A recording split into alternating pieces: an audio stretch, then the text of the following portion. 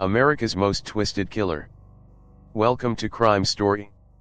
Today, I bring you one of the most disturbing crime stories in American history, a case so horrifying that it left an entire nation in shock.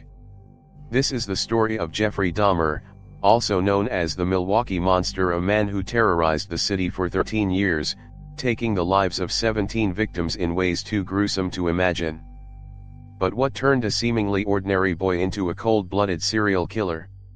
How did his horrifying crimes go unnoticed for so long? Tonight, we dive deep into the mind of Jeffrey Dahmer, uncovering the dark secrets hidden behind his quiet demeanor. If you find this story intriguing, don't forget to like the video and subscribe to the channel so we can continue bringing you more gripping true crime stories. Now, let's begin. A humid summer night in 1991, flashing red and blue lights reflected off the wet pavement. Two police officers stood frozen in front of a small apartment door, their eyes locked on the slightly ajar entrance. They had no idea that behind that door lay a secret so horrifying it had remained hidden for over a decade. A secret so dark that once revealed, it would send shockwaves across the entire nation.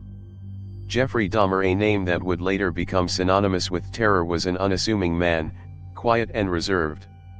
To his neighbors, he was just another face in the crowd, a seemingly ordinary tenant living alone in a modest apartment in Milwaukee. But inside, behind closed doors, was a nightmare beyond imagination. The air was thick with a putrid stench, the walls bore strange stains, and an eerie silence loomed over a place that concealed unspeakable horrors. Dahmer's story is more than just a series of gruesome crimes. It is a descent into a twisted mind, one that defies comprehension. What drove him to commit such monstrous acts? How did a once energetic and curious child transform into one of history's most infamous killers? And how could such horror unfold for years, unnoticed, in the heart of the city? Tonight, we step into the shadows and uncover the terrifying truth behind the Milwaukee Monster. Jeffrey Dahmer entered the world on May 21, 1960, in Milwaukee, Wisconsin. In his early years, he was just like any other child, lively, curious, and full of energy. But everything changed after a hernia surgery at the age of 4. Something about the experience altered him, leaving him noticeably subdued. He became withdrawn, avoiding eye contact, and seemed lost in his own world. His parents, Lionel and Joyce, noticed the shift, but life carried on. The birth of his younger brother and frequent family moves only deepened his growing sense of isolation. By the time Dahmer was in his teens, his personality had taken an even darker turn. He had developed an unusual fascination, one that went far beyond a childhood curiosity. He was obsessed with bones. Small animals, insects, and roadkill became his secret collection. While other kids played sports or hung out with friends, Dahmer spent hours studying how to clean and preserve remains. He saw something in lifeless creatures that no one else did. It wasn't just about curiosity, it was control. As his home life deteriorated, so did his grip on normalcy. His parents' marriage was falling apart, their fights filling the house with tension. With nowhere to turn, Dahmer sought solace in alcohol. At just 14, he was drinking heavily, numbing himself to thoughts he couldn't quite understand. He later admitted that it was around this time that his dark urges, his compulsions, began. He struggled to resist them, but as the years passed, the thoughts grew stronger, more persistent. And soon, just thinking wasn't enough. At the age of 18, Jeffrey Dahmer crossed the line. He claimed his first victim. It was the summer of 1978, just weeks after Jeffrey Dahmer had graduated from high school. The sun had barely set when he spotted Stephen Hicks, an 18-year-old hitchhiker walking along a quiet road. To anyone else, Hicks was just another young man trying to get home, but to Dahmer, he was something else, an opportunity. Pulling over, Dahmer offered him a ride, his voice calm and friendly. He invited Hicks to his house for drinks, promising a few beers and good conversation. Hicks, unaware of the danger, accepted the offer. Once inside, the two drank, talked, and listened to music. Everything seemed normal, until Hicks decided it was time to leave. Dahmer suddenly panicked. He later admitted, "I didn't want him to go." His mind raced. If Hicks left, the night would end, and the illusion of control would slip away. Without thinking, Dahmer grabbed a dumbbell, swung it at the back of Hicks' head, and then strangled him. The room fell silent. For the first time, Jeffrey Dahmer had acted on his darkest desires. The realization hit him immediately: he had crossed a line he could never return from. But instead of remorse, a different feeling took over: satisfaction. Over the next few hours, Dahmer meticulously dismembered Hicks' body, packing the remains into plastic bags. He took them to a wooded area near his home and buried them. Later, when paranoia crept in, he returned to the site, dug up the remains, crushed the bones with a sledgehammer, and scattered them in the woods. He thought he had erased all evidence. But one thing remained: the craving. The sense of control, the thrill. It was something he would chase again and again. For nearly a decade, Jeffrey Dahmer managed to suppress his urges, but the darkness inside him never truly faded. In 1987, it resurfaced with terrifying force. That year, he met Stephen Tuomi, a young man he picked up at a bar. They checked into a hotel, and Dahmer later claimed he had no memory of what happened next. He only remembered waking up to find Tuomi lifeless beside him, his chest bruised, his body limp. Panic set in, but alongside the fear was something else: a strange, intoxicating sense of power. Dahmer stuffed Tuomi's body into a suitcase and took it to his grandmother's house, where he was living at the time. In the cold basement, beneath dim lighting, he dismembered the corpse, disposing of most of the remains. But this time, something was different. He couldn't bring himself to throw everything away. Instead, he kept Tuomi's head, preserving it as a grim memento. This was a turning point. Dahmer was no longer just disposing of his victims. Now, he was keeping parts of them, a way to make the feeling last longer. After Tuomi, the killings became more frequent. Dahmer moved into his own apartment in Milwaukee, where his hunting ground expanded. He lured men with promises of money, alcohol, or companionship, always appearing soft-spoken, trustworthy.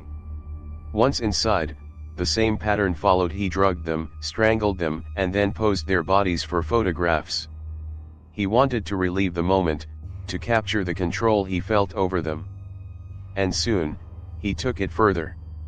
He experimented with preserving body parts, hoping to find a way to keep his victims with him forever. The line between life and death no longer mattered to Dahmer. His crimes had evolved into something even more disturbing, and there was no turning back. On July 22, 1991, the nightmare finally unraveled. That night, Tracy Edwards, a 32-year-old man, ran out of Jeffrey Dahmer's apartment, his face drenched in sweat, his wrists still bound in a pair of handcuffs. He was frantic, desperate, darting through the streets until he finally flagged down two police officers. His story was almost unbelievable. A man had drugged him, tried to hold him captive, and threatened his life. The officers were skeptical but decided to follow Edwards back to the apartment to investigate. When they arrived at apartment 213, Dahmer greeted them with eerie calmness, claiming it was just a misunderstanding. But then, as one officer stepped into the bedroom, something caught his eye: a stack of Polaroid photos casually lying around. They weren't ordinary pictures. Each one depicted dismembered bodies, their limbs twisted, their torsos exposed like pieces of a grotesque experiment. The officer's stomach turned. This wasn't just a misunderstanding. This was a house of horrors. Within moments, the apartment was swarmed with police. They opened the refrigerator and there it was. Inside, they found a human head, staring lifelessly from the shelf. Further searches revealed skulls meticulously lined up in a drawer, jars filled with preserved organs, and a massive collection of bone fragments.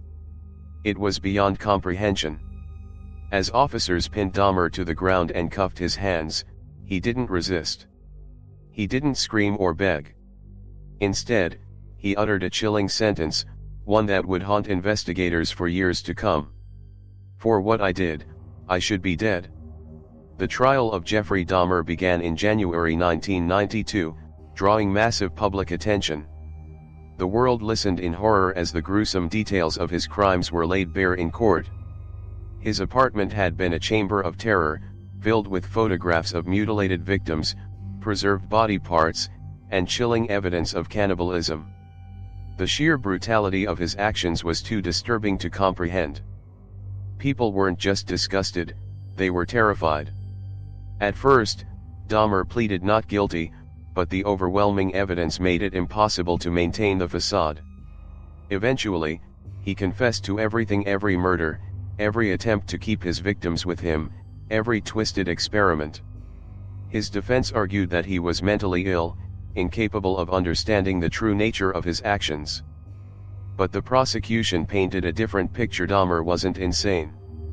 He was fully aware of what he was doing. He planned each attack, carefully selecting his victims, luring them into his home, and ensuring they couldn't escape. On February 15, 1992, the jury delivered its verdict, guilty on all counts. Dahmer was sentenced to 16 consecutive life terms, a total of 957 years in prison. As the judge read the sentence, there was no visible reaction from Dahmer. He sat still, his face expressionless, as though he had accepted his fate long before stepping into the courtroom. Once behind bars, Dahmer seemed strangely at peace. He reportedly adapted well to prison life, spending his days reading the Bible and meeting with a pastor. Some believed he was seeking redemption, but others suspected it was just another facade. Regardless, he would never complete his sentence. His fate had already been sealed, not by the courts, but by another inmate who would soon deliver his own form of justice. On November 28, 1994, Jeffrey Dahmer's reign of terror came to an unexpected and violent end. That morning, he was assigned to a routine cleaning duty at the Columbia Correctional Institution in Wisconsin. Alongside him were two other inmates, Jesse Anderson and Christopher Scarver. The guards left them unsupervised for a brief moment. It was all the time Scarver needed. Without hesitation, Scarver grabbed a metal bar from the prison weight room. In a fit of rage, he attacked Dahmer with brutal force, striking him repeatedly. Anderson suffered the same fate. By the time the guards returned, it was already too late. Dahmer lay on the cold prison floor, his skull fractured, his body lifeless. Later, Scarver claimed that God told him to do it. He despised Dahmer, not just for his crimes, but for the way he allegedly taunted other inmates, shaping food into severed limbs as a sick joke. In Scarver's eyes, Dahmer's punishment had never been enough. And so, he delivered his own form of justice. Dahmer's death was swift, ending the life of one of the most notorious serial killers in history. No trial, no appeals, just the cold and immediate reckoning that many believed he deserved. But even in death, his story lingers, a chilling reminder of what happens when darkness goes unchecked. Heavy checkmark. Jeffrey Dahmer murdered 17 people over 13 years. Heavy checkmark. He was finally arrested in 1991 after a victim escaped. Heavy checkmark. He was sentenced to 16 life terms. Heavy checkmark. He was killed in prison in 1994. His case remains one of the most disturbing in true crime history, not just because of his actions, but because of how long he was able to get away with them. More than anything, his story serves as a warning, a reminder that true evil doesn't always come in the form of a monster. Sometimes, it hides in plain sight.